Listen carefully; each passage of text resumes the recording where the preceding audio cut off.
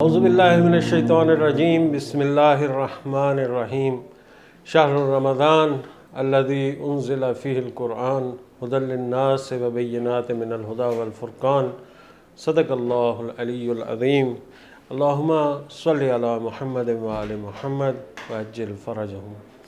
ناظرین اکرام، آپ دیکھ رہے ہیں سچ ٹی وی کا پروگرام نور قرآن اور میں ہوں سید اسد عباس۔ ناظرین کرام، ہماری گفتگو قرآن کی اہمیت، قرآن کی فضیلت، قرآن میں تدبر، قرآن میں تفکر کے حوالے سے چل رہی ہے۔ میں یہاں پر آپ کے سامنے امیر المومنین حضرت علی علیہ السلام کے کلام سے ایک حصہ جو ہے وہ پیش کرنا چاہوں گا۔ امام علیہ السلام فرماتے ہیں کہ ان احسن القصص وابلغ الموعظہ وانفع التذکر کتاب اللہ جل وعز، یعنی اس کتاب کے اندر بہترین قصے ہیں، بلیغ ترین موعظہ ہے اور نافع ترین تذکر ہے اس کتاب میں۔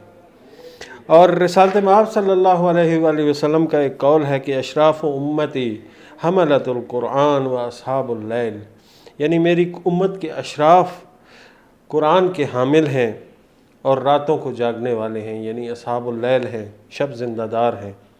امیر المومنین ایک اور جگہ نہج البلاغہ میں ہی فرماتے ہیں اللہ اللہ فی القرآن لا یسبقکم بالعمل بہ غیرکم، کہ خدا کے لیے قرآن کے حوالے سے آگاہ رہنا، کہیں ایسا نہ ہو کہ غیر قومیں قرآن پر عمل کے معاملے میں تم سے آگے نکل جائیں، تم سے سبقت لے جائیں۔ آج ہم ناظرین کرام دیکھتے ہیں کہ بہت سی ویسٹرن نیشنز کے اندر جب ان کا معاشرتی نظام دیکھا جائے، جب ان کی معاشرتی اقدار کو دیکھا جائے، اگرچہ اخلاقی اقدار ان کی جو ہیں وہ بہت بری ہیں یا بہت گر چکی ہیں، لیکن معاشرتی حوالے سے دیکھا جائے یا قانون کی حکمرانی کے عنوان سے دیکھا جائے، وہاں پر عدل و انصاف کے حوالے سے دیکھا جائے، اور اسی طرح سے بہت سی ایسی چیزیں ہیں جو کہ ہم دیکھتے ہیں کہ قرآن کی تعلیمات ہیں، ان کو دیکھا جائے تو وہ مسلمان معاشروں سے زیادہ اس پر عمل کر رہے ہیں۔ یعنی ہم دیکھیں گے کہ مغربی معاشرے کے اندر آپ کو ملاوٹ نہیں نظر آئے گی، مغربی معاشرے میں آپ کو اقربا پروری اس حد تک نہیں نظر آئے گی جو کہ آپ کے معاشرے کے اندر موجود ہے۔ اسی طرح سے یعنی عدل و انصاف کے حوالے سے دیکھا جائے کہ مغربی معاشرے میں اگر انصاف کے اس سے تناظر میں دیکھا جائے تو تقریباً ہر شخص جو ہے وہ انصاف کے کٹہرے میں برابر کی حیثیت کا حامل ہے، یعنی قانون کی نظر میں سب برابر ہیں، جبکہ ہمارے ہاں یہ چیز نہیں ہے۔ اسی طرح سے رشوت ستانی کے معاملے کو دیکھا جائے، کرپشن کے معاملے کو دیکھا جائے، اگر کوئی بڑا جرم کرتا ہے تو اس کے حوالے سے اس کو سزا دینے کے حوالے سے دیکھا جائے تو مغربی معاشرے میں یہ تمام چیزیں جو ہیں یہ بہت حد تک قرآنی تعلیمات کے مطابق ہمیں نظر آ رہی ہوتی ہیں۔ تو امیر المومنین علیہ السلام نے اسی جملے کے اندر جو ہے وہ یہ یعنی مسلمانوں کو اس حوالے سے متنبہ کیا تھا کہ تم لوگ جو ہے کہیں ایسا نہ ہو کہ قرآن پر عمل کرنے میں تم سے سبقت لے جائیں غیر۔ اور آج ہم دیکھ رہے ہیں کہ یعنی قرآن پر عمل کرنے کے حوالے سے جو ہم سے سبقت لے گئے ہیں ان کی معاشی حالت کیا ہے، ان کی اقتصادی سیاسی حالت جو ہے وہ ان کی کیا ہے۔ ضرورت اس امر کی ہے کہ ہم لوگ بھی جو ہے وہ قرآن کریم پر عمل کریں۔ ہمارے معاشرے کے اندر عموماً یہ روش پائی جاتی ہے کہ ہم قرآن کریم کا مطالعہ تو کرتے ہیں۔ گزشتہ دنوں ایک پروگرام کے اندر میں نے یہ بات کی کہ رسالت مآب صلی اللہ علیہ وآلہ وسلم نے فرمایا کہ میری امت کے زیادہ تر منافق جو ہیں وہ قراء ہیں، یعنی قرآن کی تلاوت کرتے ہیں لیکن قرآن پر عمل نہیں کرتے، قرآن کی تعلیمات جو ہے اس کو مد نظر نہیں رکھتے اپنی زندگی کے مختلف مراحل کے اندر۔ اس کی کیا وجہ ہے؟ اس کی وجہ بنیادی طور پر یہی ہے کہ ہم اس کو فقط ثواب کی نیت سے پڑھ رہے ہیں۔ ہم لوگ یعنی قرآن کریم پر تدبر نہیں کرتے، اس پر غور و فکر نہیں کرتے۔ ہم اس پروگرام میں یہ جان چکے ہیں کہ تدبر سے مراد جو ہے وہ فقط اس کے الفاظ و معنی کو جاننا نہیں ہے، اس کی مطلب الفاظ کے مابین ربط کو جاننا نہیں ہے، بلکہ تدبر سے مراد جو ہے وہ سورہ کے اغراض و مقاصد تک پہنچنا ہے، اور سورہ کے اغراض و مقاصد کے بعد اس کے حوالے سے ایک حکمت عملی کا تعین کرنا اور اپنی زندگی کے اندر تبدیلی لے کر آنا جو ہے یہ تدبر کے مقاصد میں سے ہے۔ ہمارے ساتھ اس حوالے سے ہمارے مہمان ڈاکٹر علی عباس نقوی صاحب موجود ہیں، جنہوں نے قرآنیات کے شعبے میں پی ایچ ڈی کی اور گزشتہ 15 برس سے قرآنیات کے حوالے سے خدمات سر انجام دے رہے ہیں۔ مفاہیم قرآن کے اوپر انہوں نے ایک لمبا عرصہ کام کیا۔ اب یہ تدبر قرآن کے حوالے سے سلیبس کی تیاری، کانفرنسز کا انعقاد اور اسی طرح سے دیگر جتنی بھی سرگرمیاں ہو سکتی ہیں تدبر کو وسعت دینے کے لیے وہ سر انجام دے رہے ہیں۔ ڈاکٹر صاحب بہت شکریہ آپ کی تشریف آوری کا۔ ہماری گفتگو جو ہے وہ سورہ ناس کے حوالے سے ہوئی، سورہ فلق کے حوالے سے بھی ہوئی، یعنی ہم نے عملی طور پر ان صورتوں کے اندر جو ہے وہ تدبر کر کے دیکھا۔ ہماری جو گزشتہ پروگرام کے اندر گفتگو ہے وہ سورہ زلزال کے حوالے سے چل رہی تھی، تو میں چاہوں گا کہ ہمارے ناظرین کرام کے لیے سورہ زلزال کے معنی، معارف اور مطالب جو ہیں ان کو پیش فرمائیں، تاکہ یہ ہے کہ ہم سمجھ سکیں کہ زلزال ہم سے کیا کہنا چاہتی ہے۔ اعوذ باللہ من الشیطان الرجیم، بسم اللہ الرحمن الرحیم، وبہ نستعین۔ سب سے پہلے میں آپ کا اور سچ ٹی وی کے دوستوں اور ذمہ داروں کا شکر گزار ہوں کہ ماہ رمضان کے اس پربرکت ایام و ساعتوں میں نور قرآن کے پروگرام کی توسط سے ہم یہاں پہ تدبر قرآن کریم کے موضوع پر جمع ہوئے ہیں اور کوشش کر رہے ہیں کہ تدبر قرآن کی عملی مشقیں انجام دے سکے۔ درست۔ ہم نے بتایا تدبر در واقع قرآن کے نازل ہونے کا مقصد ہے، یعنی قرآن کے نزول کا مقصد یہ بیان کیا جا رہا ہے کہ یہ ایک ایسی کتاب ہے جسے ہم نے نازل کیا تمہاری طرف، جو ایک بابرکت کتاب ہے اور تم اس پہ تدبر کرو، اور یہ صاحبان عقل کے لیے اس میں نشانی ہے۔ اور ایسے میں اس سورہ 7 کی آیت نمبر یہ 29 آیات ہے، تو اس میں یا سورہ محمد میں کہا جا رہا ہے کہ جو لوگ قرآن کریم میں تدبر نہیں کرتے کیا ان کے دلوں کو تالے لگتے ہیں۔ یہ اسی طریقے سے جو بعض روایات جسے آپ نے اپنے مقدمے میں بیان کیا سالنامے کے اپنی گفتگو میں، یہ ساری آیات اور روایات اس بات پر ہمیں اصرار کر رہی ہیں قرآن کریم کی تلاوت اور ناظرہ بہترین ہے قرآن سوز پیدا کرنے کے لیے، لیکن اس کو سمجھنا اور پھر اس میں غور و فکر کرنا اور تدبر کرنا ایک ضروری امر ہے، اور اس کے بغیر ہم قرآن کریم کے ساتھ زندگی نہیں گزار سکتے، اور قرآن کے ساتھ زندگی گزارنے کے لیے ضروری ہے اس کی تلاوت کو بار بار کریں، اس کے معنی میں رکیں، اور ان آیات کے جو میں پیغام زندگی بیان کیا گیا ہے، جو اصول زندگی بیان کیا گیا ہے، اس کو پہلے سمجھیں، شناخت حاصل کریں، اور پھر اپنی زندگی کا حصہ بنائیں، اور اس کے لیے پھر اپنے گھر والوں سے آغاز کریں، عزیز و اقارب سے آغاز کریں، یوں ایک قرآنی گھر، قرآنی خاندان اور ایک قرآنی معاشرہ جو ہے تشکیل۔ بے شک آج ہم سورہ زلزال کی میں تدبر کریں گے، اپنی مشق کریں گے، ہم مہمان بن گے سورہ زلزال کے انشاءاللہ تعالی۔ جی بہت شکریہ۔ اچھا ڈاکٹر صاحب، میں چاہوں گا کہ جس طرح سے یعنی ہم نے گزشتہ صورتوں میں مثلا سورہ ناس کے حوالے سے یا جتنی بھی صورتیں آج تک ہم نے اس پروگرام کے اندر بات کی ہے، اسی طرح سے بالکل زلزال جو ہے اس کا اگرچہ ہم نے گزشتہ پروگرام میں کچھ بات کی ہے، اس کا کچھ سرنامہ جو ہے وہ بیان کیا ہے، میں چاہوں گا کہ اس کے الفاظ و معنی اور ایک دفعہ یعنی اس کو تلاوت کر کے اس کے الفاظ و معنی بیان کر دیں، اور اس کے اندر جو موجود مطالب ہیں اس کو تھوڑا سا بیان کر دیں خلاصتاً، اجمالاً، تاکہ یہ ہے کہ ہمارے ناظرین جو ہیں وہ آن بورڈ ہو جائیں اس کے حوالے سے۔ آغاز سورہ کا بسم اللہ الرحمن الرحیم، اذا زلزلت الارض زلزالہا، یعنی جب زمین اپنی لرزش سے ہلائی جائے گی۔ سورہ کا آغاز ایک واقعے کی طرف اشارہ کیا جا رہا ہے، وَأَخْرَجَتِ الْأَرْضُ أَثْقَالَهَا، اور زمین اپنا بوجھ نکال دے گی، بوجھ مثلا معادن کی شکل میں یا انسان کے بدنوں کی شکل میں ہو، سب زمین سے باہر آ جائے گا۔ وَقَالَ الْإِنسَانُ مَا لَهَا، اور انسان کہے کہ اسے کیا ہو گیا ہے۔ یومئذ تحدث اخبارها، اس دن وہ اپنے حالات بیان کرے گی، زمین یعنی اپنے حالات کو بیان کرے گی جو اس کو وحی کیا گیا ہے۔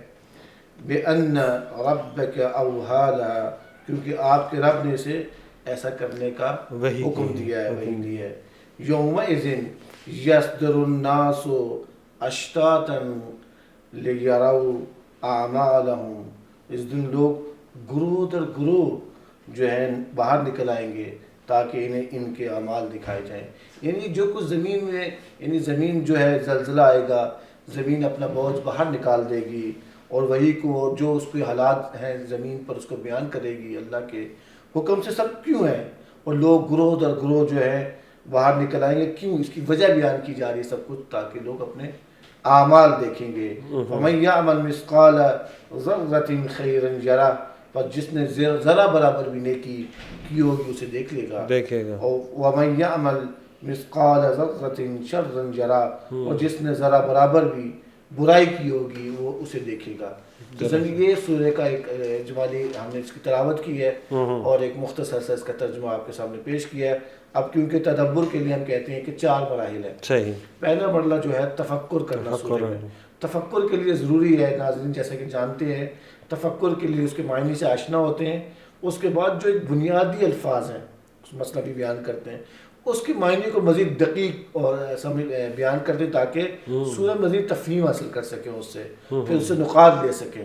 نقاط لینے کے بعد یہ معیار زندگی یا اصول زندگی یا کیا جا سکے. پہلا لفظ جو بہت اہم ہے وہ عرض کا ہے. سب جانتے ہیں زمین کو کہتے ہیں یا آسمان کے مقابلے میں یہ لفظ عرض استعمال ہوتا ہے ایسی جگہ جہاں پہ لوگ زندگی گزارتے ہیں, جہاں پہ زندگی گزارتے ہیں اس کو عرض کہا جاتا ہے. دوسرا لفظ ثقل کا لفظ ہے, ہر بھاری یا گران کر چیز کو کہا جاتا ہے, یعنی جو واقعا گران قدر چیز ہو یا بھاری چیز ہو اس کو ہم ثقل کا یہاں کہا جاتا ہے.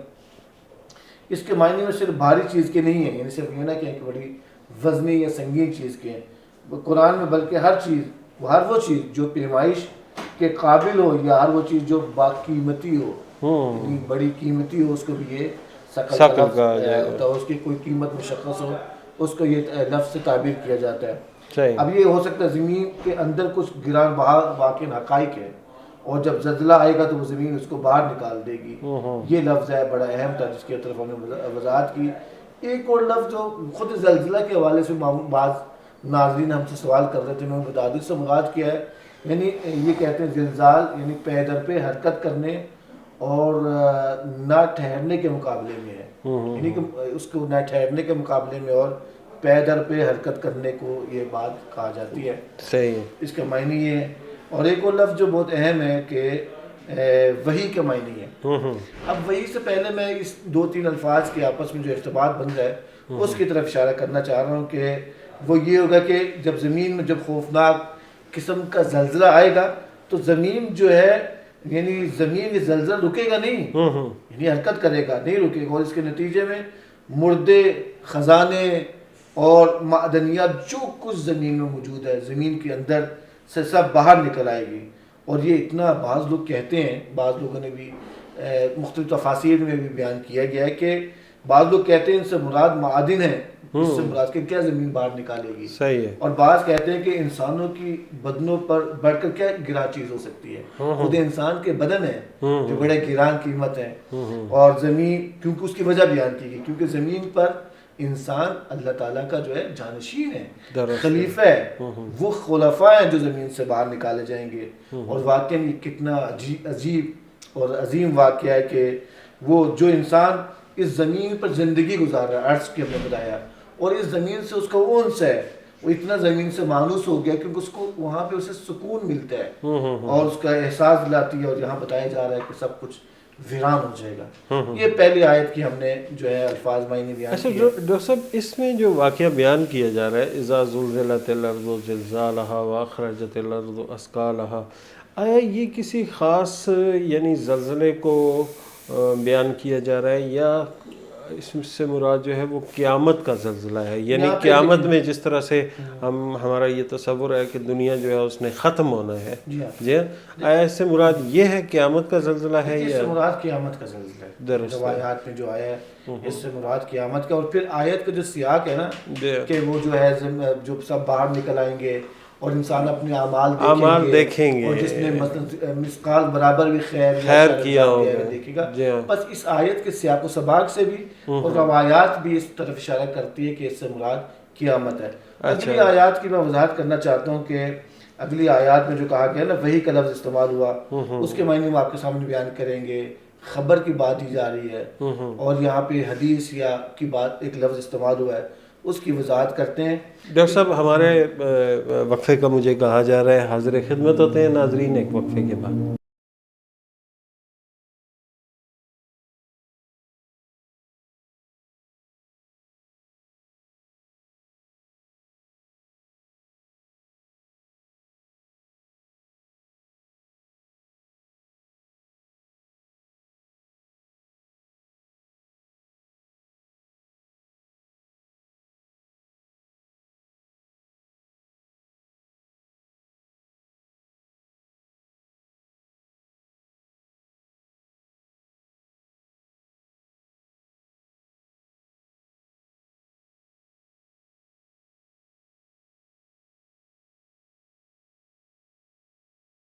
ناظرین کرام خوش آمدید. ہماری گفتگو سورہ زلزال کے حوالے سے چل رہی ہے. ڈاکٹر صاحب ہمیں بتا رہے تھے کہ سورہ زلزال جو ہے اس کے اندر جو الفاظ استعمال ہوئے ہیں ان کا کیا معنی ہے. ڈاکٹر صاحب جو باقی الفاظ ہیں یعنی آپ نے جو ابھی تک بیان کیے اس کے بعد جو الفاظ سورہ کے اندر موجود ہیں اس کے حوالے سے وضاحت دیکھیں کیجیے. یہاں پہ وہی کی بات کی جا رہی ہے کہ زمین جو وہی کی جاتی ہے وہی کی جائے گی.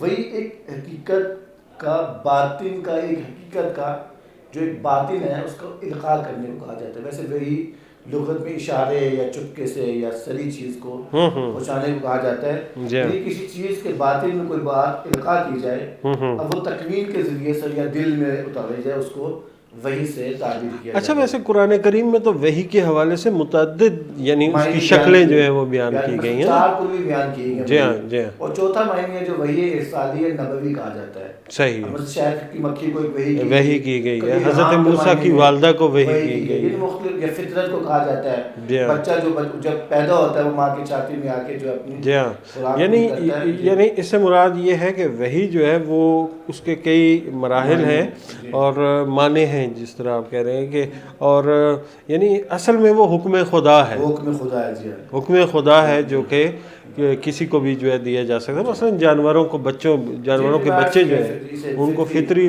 وحی ہوتی ہے. جی مزید ڈاکٹر صاحب اس میں دیکھیں اصل میں دنیا اور عالم میں جو کچھ ہو رہا ہے یعنی ایسے حقائق ہو سکتے ہیں انسان کی زندگی سے متعلق وہ حقائق. صحیح ہے. ہو سکتا ہے وہ کائنات کے متعلق جو بھی حقائق موجود ہے زمین اس قدر ذی شعور موجود ہے کہ حقائق جو ہیں اس کے وہ وحی کہے گی اور اس کو بیان کیے جائیں گے وحی کی شکل میں اس کو بیان کرتی ہے. اور جب زلزلہ زمین پر اس وقت جب زلزلہ آئے گا اس وقت وہ خبروں کو آشکار کرنا شروع کر دے گی. یعنی آگے چل کر بیان کریں گے روایات میں بھی بیان کریں گے کہ وہ گواہی دے گی.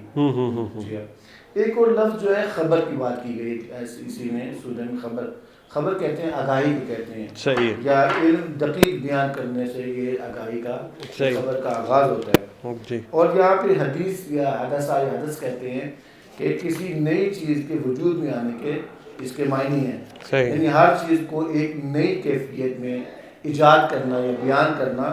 اس لیے حدیث کہتے ہیں کہ ایسے بیان کیا جاتا ہے جو جیسے ایک نئی چیز بیان کی. حدیث کی مطلب آیات اور حدیث ہے. یعنی حدیث وہی ہے جو آیات الہی نہیں ہے. حدیث نہیں یعنی وہ پیغمبر کے اقوال یا صحابہ یا ائمہ علیہ السلام کے بھی اقوال کو حدیث سے تعبیر کیا جاتا ہے. مگر یہاں پہ زمین جو بیان کرنا شروع کرے گی اور نئی چیزوں کو اس حال میں جو لوگ جو زمین سے باہر آ رہے ہوں گے اور جو باہر نکلیں گے ان سب کے زمین جو ہے خبریں دے گی اور آگاہی کرے گی. اچھا ایک اور لفظ جو بڑا اہم ہے جو یہاں پہ کہا جا رہا ہے اشتاتن. مطلب یہ لفظ ہے شتتا. یہ شتت سے ہے یعنی جدا ہونے کا معنی میں ہے. پھر کہا جا رہا ہے کہ اعمال کا لفظ ہے. اعمال کسے کہتے ہیں یہ کہ میرے اور آپ کے اعمال و کردار ہے.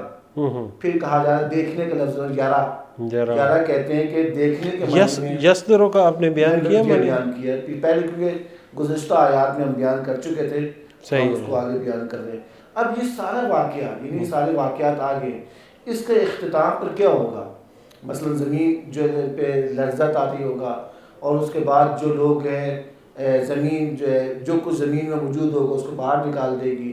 اب خزانے کی شکل میں وزن سنگین جو ہو سکتا ہے. بعد نے کہا کہ خود انسان کے اعمال خود انسان کے جو ہے جسد ہے یا اس کی ہڈیاں وہ باہر نکالی جائیں گی. اچھا معذرت آپ کی بات کاٹ رہا ہوں. یہاں پر ایک وہ حدیث مجھے یاد آ رہی ہے کہ جس میں رسالت مآب نے فرمایا کہ انی تارکم فیکم الثقلین. یعنی میں تمہارے درمیان 2 گراں قدر چیزیں جو ہیں وہ چھوڑا. ثقل یعنی اس سے معنی اور مفہوم یہ سمجھ آتا ہے کہ ثقل سے مراد جو ہے وہ گراں قدر چیز ہے. ایسی چیز ہے جو کہ یعنی بھاری بھرکم مطلب ویٹ کے حساب سے نہ ہو, وزن کے اعتبار سے بھاری بھرکم نہ ہو بلکہ گراں قدر ہو جس کو دیکھنا جو ہے وہ مطلب جو دیکھنے والا ہے اس کے لیے گراں ہو کہ وہ لیکن انسان دیکھ بات کہتے ہیں کہ وہ معادن ہوں گے جو زمین نکالے گی. صحیح ہے. جیسے کہ پروگرام کے شروع میں عرض کیا ہے کہ اس سے مراد وہ گراں قدر ہو سکتا ہے کہ خود انسان کے بدن ہوں. صحیح ہے. اس کی وجہ یہ کہ یہ انسان جو ہے اللہ کا خلیفہ ہے اس زمین پر. صحیح. وہ بڑی اہمیت ہے اس کی گراں قدر حیثیت رکھتا ہے ایک خلیفہ ہے. تو یہ سارے واقعے کے اختتام میں عرض کر رہا تھا کہ لوگ اپنے اعمال دیکھیں گے. ایسا لگتا ہے کہ تمام واقعات رونما اس لیے ہو رہے ہیں کہ ہم اور آپ انسان اعمال دیکھیں سب کچھ. سورہ کا جو آغاز ہے, سورہ کا جو پس منظر ہے, سورہ کا سیاق و سباق ہے, وہ اس طرح متوجہ ہمیں کر رہا ہے کہ اب یقیناً اس دن جب قیامت کے دن جو ہے انسان اپنے اعمال کو دیکھے گا, اور یہاں پہ اعمال دیکھنے کے لیے ایسا زلزلہ آئے گا جو چھوٹا سا مسقال بھی, یعنی وہ شکل کم قیمت ترین عمل بھی ہو, چاہے وہ خیر کی شکل میں یا وہ شر کی شکل میں ہے, کہ وہ دیکھے گا. یہ ہم نے تفکر کیا. یعنی جب ہم تفکر کا طریقہ ہوتا ہے کلمات کے جو کلمات اور بنیادی اور کلیدی الفاظ ہوتے ہیں سورہ میں, اس کی ہم وضاحت کرتے ہیں دقیق, اور پھر ان کے درمیان آپس میں ارتباط کو پیش کیا جاتا ہے. اچھا ڈاکٹر صاحب, میں یعنی یہاں پہ کہنا چاہوں گا کہ یعنی یہ جو لیرو اعمالہم کی بات کی گئی ہے, شاید گزشتہ زمانے کے لوگ جو ہیں ان کو یہ بات اتنی واضح نہ ہو پائی ہو کہ کس طرح سے کوئی آپ کا ایک ماضی میں آپ کی خلوت میں انجام دیا ہوا جو گناہ ہے یا کوئی عمل ہے اس کو دیکھ سکتا ہے. لیکن آج یہ جو جدید ٹیکنالوجی کا دور ہے اور اس کے اندر موبائل کی موجودگی, سی سی ٹی وی کیمراز کی موجودگی, اور پھر یہ ہے کہ مطلب جس طرح سے جینیٹکس جو ہے اس کے اوپر کام کیا جا رہا ہے اور جینیاتی علوم جو ہیں ان کو دیکھا جا رہا ہے, نسلوں کے بارے میں مختلف آراء اور نسلوں کی چیزیں, تو اس سے اور پھر ایون یہاں تک بھی ہے کہ یہ بھی معلومات ہیں کہ ہوا کے اندر جو آپ نے بات کی ہوئی ہے, مثلا اب اس وقت ہم جو یہ بات کر رہے ہیں اس کی انرجی جو ہے وہ بھی ہوا کے اندر موجود ہے, فضا کے اندر, یعنی ہمیشہ موجود رہے گی. ٹھیک ہے, اور بہت سی ایسی چیزیں, یعنی ایسی کوئی چیز نہیں ہے جو فنا ہو رہی ہے. ہر عمل انسان کا جو ہے وہ محفوظ ہو رہا ہے اس دنیا کے سسٹم کے اندر. اور یعنی آج جب سائنس نے ترقی کی ہے تو انسان بہت خوب یعنی اس کو بہتر طور پر سمجھ سکتا ہے کہ کس طرح سے آپ کے اعمال جو ہیں وہ آپ کے سامنے پیش ہو رہے ہوں گے. جی ہاں, قرآن نے اللہ تعالیٰ نے 1400 سال پہلے بیان کر دیا. ہاں, بیان کر دیا تھا کہ ذرا برابر بھی انسان جو اس نے جی بالکل اعمال انجام دیا اس کو دیکھے گا. جی یہ دیکھیں, ایک رسالت مآب صلی اللہ علیہ وآلہ وسلم کے حوالے سے ایک روایت بھی ملتی ہے کہ سورہ توحید کے حوالے سے انہوں نے کہا کہ ایک قوم آئے گی, ایک وقت آئے گا کہ لوگ اس سورہ توحید کو سمجھیں گے, یعنی اس کے معارف اور اس کے مطالب کو سمجھیں گے, اور یعنی اب خود ان کے ساتھ موجود لوگ ہیں وہ نہیں سمجھ پا رہے. رسالت مآب کہہ رہے ہیں کہ اگلے زمانے میں, اس سے مراد یہ ہے کہ ٹیکنالوجی, آپ کی دریافت, آپ کی جو ہے یعنی علم جو ہے وہ اس قدر ترقی کر جائے گا کہ آپ کے سامنے وہ بالکل ظاہر ہو جائیں گے وہ مطالب. اور یہی میں سمجھتا ہوں کہ یہ جو یرو اعمالہم والی بات ہے, یہ بھی چیز جو ہے یہ شاید اس وقت کے لوگوں کو اس قدر نہ سمجھ آئی ہو. اب مزید جو واضح انسانوں کے لیے ہو گیا, اب انسانوں کے لیے مجسم ہو چکی ہے, مجسم ہو چکی ہے. جی بالکل. جی ہاں, اب اگلی آیت پڑھتے دیکھیں, انسان اس زمین میں اس زمین سے انس پیدا کر چکا ہے. جی ہاں, اب وہاں پہ اس انس پیدا کر چکا ہے, انسان کو بتانا چاہ رہے ہیں کہ تم نے جس سے انس پیدا کیا یہ بھی فنا ہو جائے گا, یہ بھی ختم ہو جائے گا, یہ بھی عارضی ہے. صحیح, یہ ایک بہت بڑا پیغام ہے, تم جس سے انس پیدا کر رہا ہے بلاخر اس نے فنا ہو جانا ہے. ایک اور چیز میں عرض کر رہا تھا کہ بس اوقات جب ہم الفاظ کے معنی بیان کرتے ہیں, ان کے درمیان جو ہے ارتباط کو کشف کرنے کے بعد, دریافت کرنے کے بعد ہمارے لیے بہت سارے حقائق کھلنا شروع ہو جاتے ہیں, جس کے چند آپ نے بھی اشارہ کیا. تو یہاں پہ ایک اور بہت چیز ہے کہ ایک دن ایسا آئے گا, یہاں پہ وہ اب یہاں بتانا چاہ رہے ہیں انسان کی زندگی کا جو بھی اس کی حیثیت ہو, اس کا جو بھی مقام ہو, یہ اہم نہیں ہے کہ ایک دن ضرور آئے گا. یہ اہم نہیں ہے کہ مثلا وہ فقیر ہے, مثلا وہ ڈاکٹر ہے, یا وہ کسی ایک اہم وزیر ہے, یا کسی پوسٹ پہ ہے, یا کوئی عام سادہ شہری ہے. بالآخر وہ یا غلام ہے یا آزاد ہے, یا معاشرے میں اس کی عزت کی جاتی ہے, یا معاشرے میں اس کی عزت نہیں کی جاتی. وہ زمین پر جب کوئی بھی جو زمین پر زندگی کر رہا ہے, بالآخر اس نے گروہ در گروہ جو ہے زمین سے باہر نکلنا ہے. یعنی اس کی مقام و منزلت حیثیت نہیں لگتی, جس حیثیت سے بھی لگتا ہو, بالآخر اس نے ایک اور نقطہ میں چاہ رہا تھا کہ ہم جب الفاظ کے درمیان کشف کرتے ہیں تو اس نقطے کی طرف اشارہ کرتا ہے کہ اصلا یہ مہم نہیں ہے اس عالم میں, اس دنیا میں, اس کائنات میں, کہ وہ کس مقام پہ کھڑا ہوا ہے اور ہماری حیثیت کیا ہے, ہمارا مقام کیا ہے. ہم میں سے بہت سے ایسے افراد ہیں جو اپنی مثلا مشکلات کی وجہ سے، اپنی پریشانیوں کی وجہ سے حالات مناسب نہیں ہوتے، شرائط مناسب نہیں ہوتے، بلاخر کوئی بیمار ہے، کوئی مثلا جو ہے کوئی مثلا کسی یونیورسٹی میں اس کا استاد ہے، پروفیسر ہے، ان کسی حیثیت سے بھی ہے، بلاخر اس نے جو ہے اس دنیا سے چلے جانا ہے. وہ زلزلہ آئے گا اور زلزلے کے بعد جو ہے اس نے یعنی جو اس نے اعمال اپنی زندگی میں انجام دیے ہوں گے بلاخر اس کو دکھائے جائیں گے. انہوں نے آخر کار ختم ہونا ہے.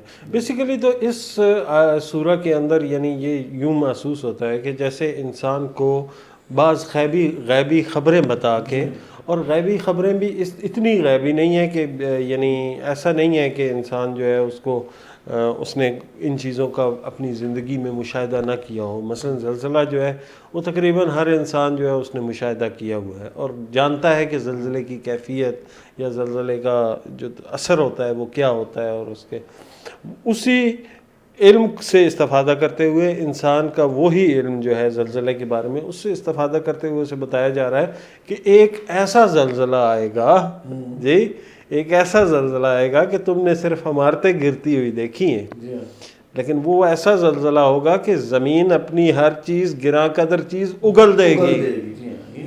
یہ دنیاوی زلزلہ نہیں ہے، دنیاوی زلزلے سے مقایسہ نہ کریں. جی بالکل. ایک اور بڑا اہم بعض پچھلے پروگرام میں جب ہم سورہ کی تلاوت کر رہے تھے ہم تک پیغام پہنچا کہ سوال کیا خبر سے مراد کیا ہے. صحیح ہے. ہم نے اگرچہ خبر کے حوالے سے بیان کیا، لیکن میں چاہوں گا کہ حدیث میں بھی پیغمبر اکرم صلی اللہ علیہ وسلم نے یہ آیت کائنڈلی تلاوت کیجیے گا تاکہ وہ آیت میں ناظرین کو بیان کرتا ہوں جس حوالے سے بیان کیا جا رہا ہے، پوچھا جا رہا ہے. وہ یہ ہے کہ اگر ہم مطالعہ کریں تو دیکھتے ہیں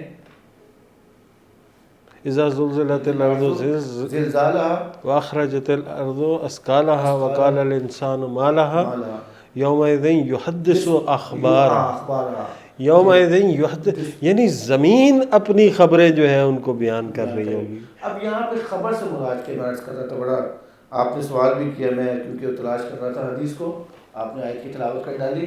تو حدیث میں یہ ہے کہ کیا پوچھا جا رہا ہے، کہ حدیث میں پیغمبر اکرم صلی اللہ علیہ وآلہ وسلم سے آیا کہ آپ نے فرمایا کہ تم جانتے ہو کہ زمین کے اخبار سے یہاں پہ کیا مراد ہے. آپ نے فرمایا کہ انہوں نے کہا کہ خدا اور اس کا رسول. لوگوں نے کہا ہمیں نہیں معلوم، اللہ اور اس کا رسول جانتا ہے کہ اس سے اخبار سے مراد کیا ہے. آپ نے فرمایا کہ زمین کے خبر دینے والے سے مراد ہے کہ زمین ہر مرد ہو، ہر عورت کے اعمال کی جو انہوں نے روئے زمین پر انجام دیے ہوئے ہیں وہ خبر دی جائے گی.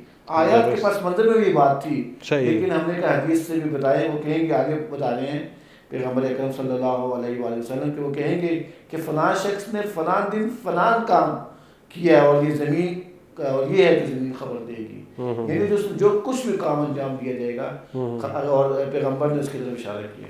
دیکھیں مطلب اب ظاہر ہے کہ کوئی بھی شخص جو ہے کوئی بھی عمل انجام دیتا ہے تو وہ اسی زمین کے اوپر انجام دے رہا ہے. تو انسان کو متوجہ ہونا چاہیے کہ یہ زمین جو ہے یہ ایک طرح سے گواہ بھی ہے. ہمیں قرآن میں میرے خیال ہے شاید اس طرح کی بہت سی آیات ملتی ہیں کہ جس کے اندر کہا جا رہا ہے کہ یہ تمہارا ماحول جو ہے وہ تمہارے اوپر ایک طرح سے شاہد ہے. ایون ہاتھوں کے بارے میں کہا جاتا ہے، انسان کے بدن کے بارے میں کہا جاتا ہے کہ انسان کا بدن جو ہے وہ اس کے اعمال کے بارے میں جو ہے وہ گواہی دے گا. اور یہ یعنی آج یہ فنگر پرنٹس جو ہیں یہ آپ کی گواہی دے رہے ہوتے ہیں. یہ فنگر پرنٹس یعنی بایو میٹرک آپ کا جو ہے وہ آپ کی گواہی ہے کہ آپ نے جب بھی سم نکلوانی ہے، آپ نے جب بھی موبائل فون کے لیے مطلب یا شناختی کارڈ آپ کو چاہیے یا کہیں اکاؤنٹ کھلوانا ہے تو آپ کی گواہی یہ آپ کی فنگر پرنٹ ہے. انسان کا اعمال و کردار بڑی اہمیت کا حامل ہے. صحیح ہے. یعنی اس کو دقت کرنی چاہیے کہ بلاخر زمین گواہی دے گی، اور جیسا کہ دیگر آیات میں بھی روایات میں انسان کے تمام اعمال گواہی دیں گے. جی بالکل. جو بھی اس نے انجام دیا تمام اعضاء یعنی اس کے گواہی دیں گے. اب یہاں پہ انسان کو بڑا اہم سمجھنا چاہیے کہ یہ جو یعنی زمین جب تباہ ہو جائے گا، زلزلہ آئے گا اور اس کے نتیجے میں زمین سب باہر نکال دے گی. اور جہاں پہ ہم نے بتایا کہ زلزلے سے مراد انسان کے حساب و کتاب کا آغاز ہوگا. یعنی زلزلے کے بعد انسان سے حساب و کتاب کا آغاز ہوگا، اور جس نے ذرا برابر بھی یعنی مثقال برابر بھی جو خیر یا شر انجام دیا جائے گا تو اس کا مشاہدہ کرے گا، اور اس کے سامنے جو ہے زمین جو ہے یعنی وہ بے عینی ہی وہ اس کو مشاہدہ کر سکتا ہے، جو عمل بھی اس سے سرزد ہوا ہے کہ عمل کے دن اس کو دکھایا جائے گا، اور یہ کیا یہ زمین کا ان جو حوادث کا، ان واقعات کا جو خبر دینا ہے، یہ اس دن روز قیامت رونما ہوگا۔ ناظرین کرام، ہماری گفتگو کا سلسلہ جاری ہے، حاضر خدمت ہوتے ہیں ایک وقفے کے بعد۔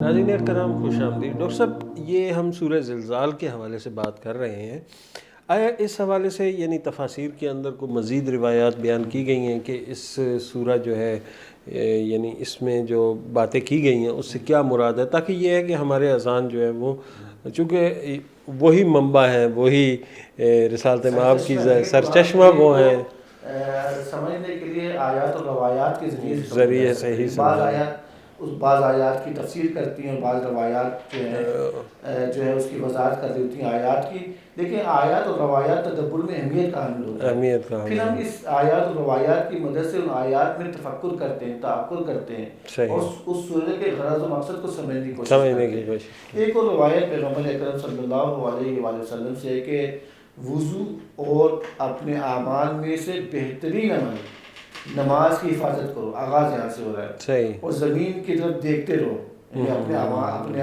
عبادات کی بھی حفاظت کرو، خصوصاً نماز کی حفاظت کرو، اور زمین کی طرف دیکھتے رہو، کیونکہ اب وجہ بیان کریں، کیونکہ وہ تمہاری ماں ہے۔ کوئی بھی انسان کوئی بھی اچھا یا برا کام انجام نہیں دیتا مگر یہ کہ زمین اس کی خبر دیتی ہے۔ یہ بڑی اہم روایات ہے جو ہمیں بتائی جا رہی ہے کہ جو زمین ایک ماں کی حیثیت ہے، ایک گود ہے، یعنی ماں میں انسان اسی گود میں پرورش پاتا ہے، زمین میں انسان پرورش پاتا ہے۔ اب زمین میں جو کام یہ انجام دے سکتا ہے، وہ انسان اب یہ نہ دیکھے کہ چھوٹا سا چھوٹا یا بڑا سا بڑا کام دیکھیں، ہم گھر میں جو بھی کام انجام دے دیتے ہیں والدین خصوصاً ماں کی نظروں کے سامنے ہوتا ہے۔ اب زمین بھی ہے، اب زمین میں آپ زندگی گزار رہے ہیں۔ ڈاکٹر صاحب، میں یہاں پہ ایک بات کہنا چاہوں گا کہ ہم عموماً سمجھتے ہیں کہ قرآن جس طرح عموماً درسی کتابیں ہوتی ہیں، درسی کتابوں میں ایک چیپٹر پڑھا آپ نے، اس کے بعد سیکنڈ چیپٹر پڑھا، تھرڈ چیپٹر پڑھا، یا ایک کتاب پڑھی، پھر اگلی کلاس میں گئے تو آپ نے اس سے اگلی کتاب پڑھی، یا مطلب کلاسز جو ہیں وہ چینج ہوتی رہتی ہیں، تو انسان درجہ بدرجہ اس کے علم میں اضافہ ہوتا رہتا ہے۔ میں سمجھتا ہوں کہ قرآن کریم جو ہے اس کی آیات جو اب تک ہم نے گفتگو کی ہے یا جو ہماری اب تک بحث ہوئی ہے، قرآن کریم کی آیات جو ہیں وہ اس طرح سے نہیں ہیں، یعنی باب باب نہیں ہے، کتاب کتاب کی صورت میں نہیں ہے۔ یقیناً انسان کے جب علم اور فہم میں اضافہ ہوتا ہے تو وہ اس سے مطالب مختلف اخذ کر سکتا ہے، لیکن قرآن کی ہر سورہ اور ہر آیت وہ ہدایت کا پورا باب ہے، مکمل باب ہے، جی مکمل باب ہے۔ میں نے ایک روایت دیکھی کہ رسالت مآب صلی اللہ علیہ وآلہ وسلم نے کسی کو یعنی کسی صحابی نے کسی دوسرے صحابی کو اسی سورہ زلزال کی تعلیم دی، تو وہ صحابی جو ہے وہ اٹھ کے کھڑا ہو گیا، اس نے کہا میرے لیے یہ کافی ہے، جی چل پڑا، پھر وہ چل پڑا، اس نے کہا کہ میرے لیے یہ کافی ہے۔ یعنی اس طرح کی اگر انسان واقعاً قرآن کریم کی آیات اور صورتوں اور اس کی مطلب مطالب کے اوپر غور کرے تو ایک ایک آیت جو ہے اس کے لیے کافی ہے۔ دیکھیں، ایک چیز تو بڑا اہم نکتہ آپ نے بتایا، قرآن کریم باقی کتابوں کی طرح نہیں ہے کہ قرآن اور باقی کتاب مصور نصاب کی کتابوں کی طرح نہیں ہے، بلکہ قرآن کریم کا ایک مزاج ہے۔ جی بالکل، کیونکہ انسان کا اس قرآن کا جو مخاطب ہے، جو ہم انسان قرار پاتے ہیں، اور قرآن کا موضوع جو ہے وہ ہدایت ہے، اور وہ موضوع ہدایت ہے، لیکن ہدایت کے تمام جو اہم پہلو ہیں، اور جو انسان کو ہدایت کے لیے رہنمائی چاہیے، وہ ہر چیز قرآن میں موجود ہے۔ جی جب ہم کہتے ہیں قرآن کریم میں خشک و تر قرآن میں موجود ہے جی ہدایت کے لیے، سورہ زلزال بھی اسی طریقے سے ہے، اگرچہ اس میں مثلا خبریں دی جا رہی ہیں کہ آئندہ کی خبر دی جا رہی ہے، آئندہ کی خبر دی جا رہی ہے۔ قرآن کا ایک مزاج ہے قرآن کریم کا ایک خاصہ ہے کہ آئندہ کی خبریں بھی دیتا ہے، مثلا جہاں پہ وہ انبیاء کے قصے سناتا ہے، جہاں پہ ضرب المثل بیان کرتا ہے، جہاں پہ جو ہے انسانوں کے لیے مختلف واقعات بیان کرتا ہے، وہاں پہ وہ انسان کی ہدایت کے لیے جو آئندہ حوادث یا واقعات اس کو بھی بیان کرتا ہے۔ جی بالکل، امیر المومنین علیہ السلام کا ایک فرمان جو ہے، آج شب ضربت بھی ہے امیر المومنین کی، اور 19 رمضان المبارک جو ہے یہ وہ دن ہے جس دن امیر المومنین حضرت علی علیہ السلام جو ہے ان کو مسجد کوفہ میں یعنی ضربت لگائی گئی، اور ایک شقی انسان ابن ملجم جو ہے اس نے نماز فجر کے وقت امیر المومنین پر حملہ کیا۔ انہی کا فرمان ہے، وہ فرماتے ہیں یعنی بڑی خوبصورت محبت ہے امیر المومنین کی، نہج البلاغہ میں متعدد مقامات پر قرآن کی جس طرح سے امیر المومنین نے بیان کیا ہے، یعنی ہم جو کہ حضرت علی علیہ السلام کو مانتے ہیں، ان کو کرم اللہ وجہ کہتے ہیں، ان کو علیہ السلام کہتے ہیں، یعنی ہمیں جاننا چاہیے کہ وہ کس طرح سے قرآن سے محبت کرتے ہیں۔ وہ فرماتے ہیں کہ فی القرآن نبا، خبر ہے، نبا۔ اچھا یہ دیکھیں خبر اور نبا کا کیسا استعمال کیا امیر المومنین نے۔ وہ کہتے ہیں فی القرآن نبا من قبلکم، یعنی جو کچھ تم سے پہلے تھا ان کے بارے میں خبریں ہیں، لیکن اس خبر کو امیر المومنین نے نبا کہا ہے، ٹھیک ہے۔ وَخَبَرٌ مَا بَعْدُكُمْ، اور اس چیز کی خبر ہے جو تمہارے بعد ہونی ہے، جی یعنی اس کو خبر کہا انہوں نے کہ جو بعد میں آنا ہے، جو پہلے آیا وہ نبا ہے، جو بعد میں آنا ہے وہ خبر ہے۔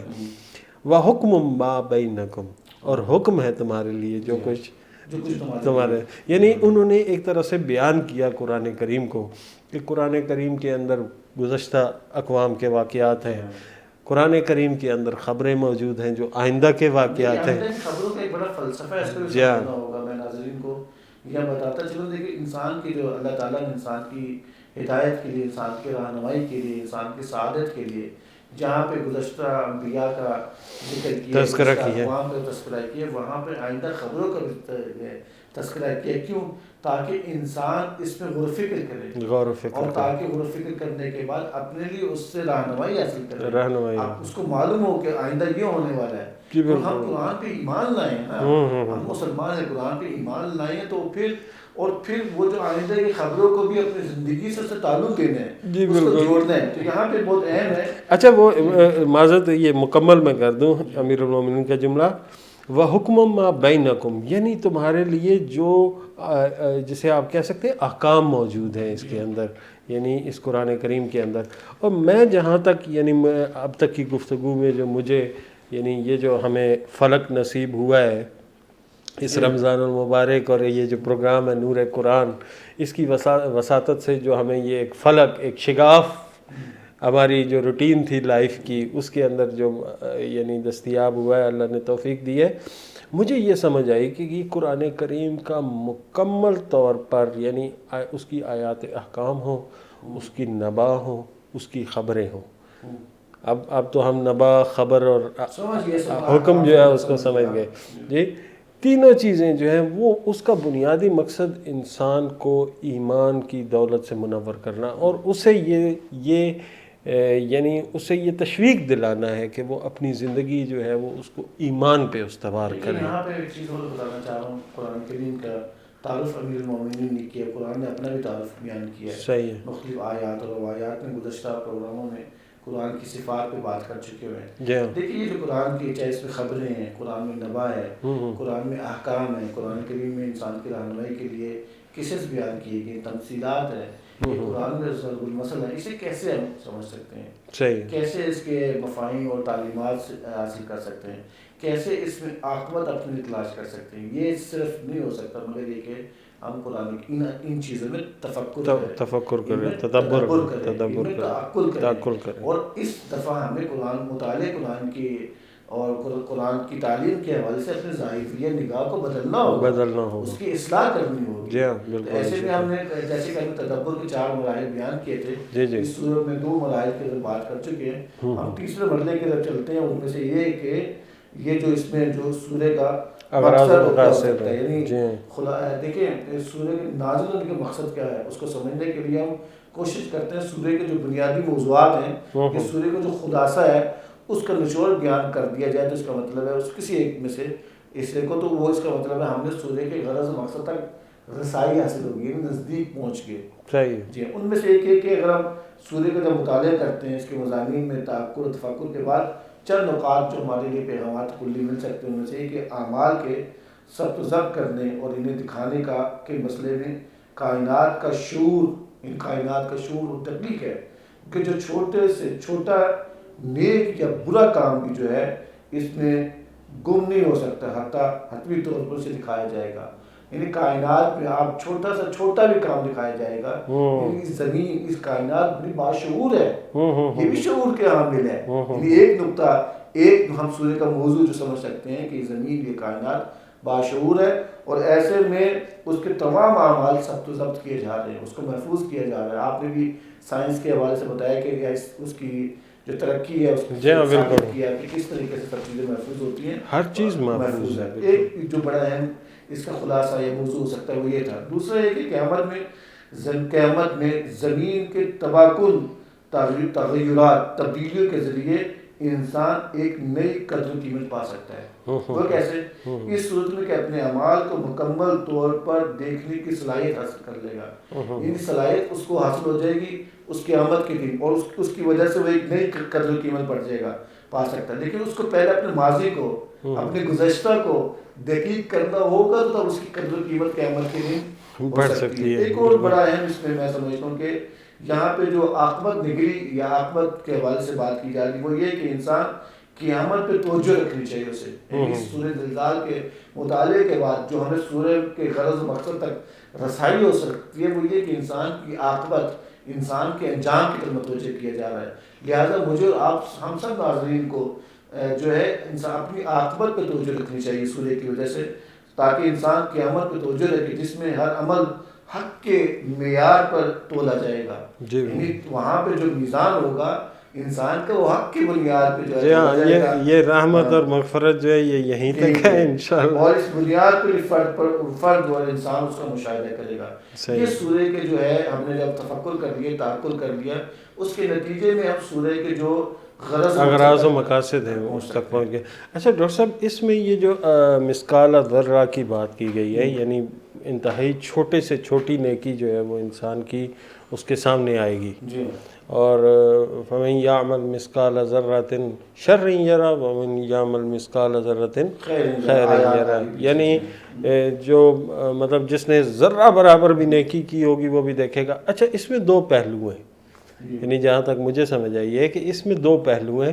ایک تو یہ ہے کہ انسان جو ہے وہ ایسا نہ سمجھے کہ میں نے مطلب اگر کوئی گناہ چھوٹا یا بڑا کیا ہے یا نیکی چھوٹی یا بڑی کی ہے تو مطلب وہ کسی حساب کتاب میں نہیں آ رہی ہے، ایسا نہیں ہے۔ یعنی انسان کا ہر عمل جو ہے وہ جو بھی عمل کرتا ہے، اور جب اس سورہ کے اس آیت کے اوپر ایمان لے آئے گا تو اس کے بعد پھر اس کا کوئی بھی عمل جو ہے وہ خدا کی مرضی اور منشا اور اس کے منافی نہیں ہوگا۔ اسی کو کہتے ہیں سورۃ کا طہارت، جی، یعنی وہ اس کا کوئی عمل پھر اس کی منافی نہیں ہوگا، نمبر 1۔ نمبر دوسرا یہ کہ بعض اوقات اس طرح ہوتا ہے کہ انسان جب کوئی عمل کر رہا ہوتا ہے تو وہ کسی عمل کو چھوٹا سمجھ کے اس سے جو ہے وہ مطلب وہ اس کو اہمیت نہیں دیتا۔ مثال کے طور پر یعنی یہ پانی پلانا یہ بہت چھوٹا عمل ہے، اہمیت نہیں ہے۔ سورہ کا طہارت بڑا اہم ہے۔ جی، سورت کا طہارت یعنی مراد یہ کہ جو آپ نے اصول زندگی اخذ کر لیا، تفکر کر لیا، تعقل کر لیا، سورہ کے مقصد کو سمجھ کے اس کے قریب پہنچ گئے، تو طہارت یہ ہمیں ایسے انجام دینے کی طرف دعوت دے رہا ہے یہ سورہ کہ وہ یہ کہ چھوٹے سے چھوٹا عمل خیر بھی اگر آپ کے سامنے آئے تو اسے انجام دینا چاہیے۔ جیسے آپ نے پانی بنایا ہے صحیح، ہاں حج میں ہم دیکھتے ہیں اچھی کہ بات کہنا، اچھی بات کہنا، مسکرا دینا جو ہے، ایون مسکرا یہ بھی جی کہا گیا ہے کہ یہ بھی نیکی ہے۔ بات کرتے ہیں حج میں بڑا ایک عبادت جی ہے، ایسے میں حج ہمارے ہم ایک کاروان میں جا رہے ہوتے ہیں، بعض کہتے ہیں کہ فارغ میں سارا جو ہے وقت مکہ میں گزاروں، طواف کرتا ہوں، بعض حاجیوں کے کپڑوں کو، لباس کو، چیزوں کو، یہ ان کی جوتوں کو صاف کر رہے ہوتے ہیں، وہ یعنی ہم خدمت کر رہے ہوتے ہیں۔ ہم دیکھتے ہیں واقعات میں بھی، تاریخ میں دیکھتے ہیں آئمہ بعض دفعہ بعض معصومین کے بارے میں، نکاح پورا سفر پیدل حج کیا جاتا تھا اور پورا نکاح پانی میں لوگ نہیں پہچانتے تھے، وہ لوگوں کی خدمت کر رہے ہوتے تھے، پانی پلا رہے ہوتے تھے، بعد میں پتہ چلا جو مجھے خدمت کر رہا ہے یہ امام ہے، یہ وہ ہستی ہے جو ہمارے لیے جو ہے، یعنی یہ ایک پہلو جو ہے یہ اس سورت سے نکلتا ہے کہ کسی بھی نیکی کو جو ہے انسان کو چھوٹا نہیں سمجھنا چاہیے، وہ وزن ہوگا اس کا، جی بالکل، وہ گرا قیمت چیز ہوگی۔ اور اب ایسی روایات بھی ہم یعنی دیکھتے ہیں کہ جس کے اندر انسان کی کوئی بہت چھوٹی سی نیکی جس کو انتہائی کم اہمیت سمجھا جاتا ہے، وہ نیکی جو ہے وہ اس کی بخشش کا سامان پیدا کر رہی ہوتی ہے۔ اس کا ایک جملہ جیسے آپ بتا رہے ہیں، ایک مسکرانا، اس کا ایک مسکرانا، اور اس کے لیے کوئی ایسی نیک بات کرنا، کسی مسئلے کو حل کرنا۔ ایک بچہ، یعنی اس کے بارے میں اب روایت ہے جو میں نے سنی کسی دور میں کہ یعنی ایک بچہ جو تھا، اس کا والد فوت ہو گیا تھا، اس بچے نے جب پہلی دفعہ قرآن کریم کی سورہ آیا جو ہے بسم اللہ الرحمن الرحیم تلاوت کی، تو کہتے ہیں کہ اس کے والد کو بخش دیا گیا، بالکل ایسے اس کے اس تلاوت کرنے پہ۔ بالکل ایسے، یعنی دیکھیے ایک اور چیز یہ ہے کہ کوئی بندہ اس دنیا سے چلا ہی گیا ہے، ہم اس کے لیے کچھ نہیں کر سکتے مگر کہ یہاں پہ خیر و برکات اگر انجام دیں گے، خدات کے بارے میں کہتا ہے کہ جو اس کے لیے۔ ایک اور میں ایک نقطۂ طہارت بتانا چاہ رہا ہوں کہ اسی طرح اگر چھوٹا سا چھوٹا عمل شر بھی انجام دیں گے تو ہم اسے اجتناب کرنا چاہیے۔ جی بالکل، مثال کے طور ہم کہتے ہیں کہ یہ غیبت نہیں ہے، وہی ہم آپس میں بیٹھے بات کر رہے ہوتے ہیں، معاشرے میں اس کو پتہ ہوگا توجیہات نکال رہے ہیں، وہی غیبت ہے، وہی شر ہے۔ تو اس سورہ کا جو میں سمجھتا ہوں طہارت کا نقطہ بڑا اہم ہے کہ ہمیں چھوٹا سا چھوٹا مسئلہ بھی جو ہے اس کو اگر خیر کو اس کو انجام دینا چاہیے، اس لیے آیت یہ فاستبقوا الخیرات، نیکیوں میں بڑھ چڑھ کے حصہ لو، یہ بہت اہم ہے اور اسے ہم نے غفلت نہیں کرنی چاہیے۔ اور اگر ہماری توجہ اس بات کی طرف ہو کہ ہم نے اپنے عمل کے ساتھ زندگی گزارنی ہے، اپنے رفتار و اعمال کے ساتھ زندگی گزارنی ہے، تو ایک دن بھی رہ جائے گا میں اور میرا عمل ایک دوسرے کو دیکھ رہے ہوں گے، اور لہٰذا چھوٹا ترین عمل سے ہم جو ہے شر سے بھاگیں گے اور چھوٹا ترین عمل خیر کو انجام دینا چاہیے۔ ڈاکٹر صاحب ہمارا پروگرام کا وقت ختم ہو گیا، اگرچہ مطالب جو ہیں وہ اس میں ابھی بہت سے باقی ہیں۔ ناظرین کرام، انشاءاللہ اگلے پروگرام میں کسی اور سورہ کے مہمان بن کر آپ کے حاضر خدمت ہوں گے۔ اپنے میزبان سید اسد عباس کو اجازت دیجیے، اللہ حافظ۔